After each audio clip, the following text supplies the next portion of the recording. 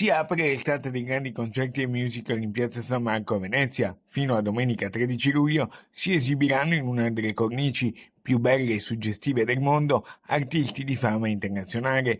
Primo appuntamento sarà quello con Jacques-Michel Jarre, pioniere della musica elettronica che fonde arte, tecnologia e cultura. Il concerto fa parte del programma di Veneto Jazz.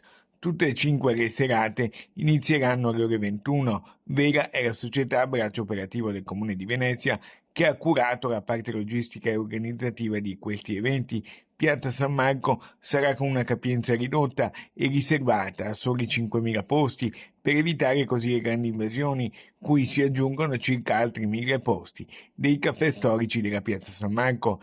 Le prevendite hanno fatto riscontrare un grande interesse del pubblico, ma c'è ancora la possibilità di trovare qualche biglietto per tutte e 5 le serate, sia online che anche direttamente all'ingresso prima dell'evento. Da giorni in Piazza San Marco si susseguono i preparativi pronti al via. Parte la stagione dei concerti in Piazza San Marco, una stagione di musica internazionale. Oggi giovedì 4 luglio con il concerto di Jean-Michel Jarre, sabato con il grande spettacolo Casanova Opera Pop prodotto da Red Canzian, lunedì con la grande musica dell'icona della rock internazionale Patti Smith, per poi arrivare al grande concerto della Fenice con la Cavalleria Rusticana sabato 12 luglio e un gran finale domenica 13 luglio con Ludovico Einaudi. Venezia sarà così ancora una volta sotto gli occhi di tutto il mondo, sperando per il pubblico di scongiurare la pioggia, l'acqua alta di 2 anni fa con Laura Pausini,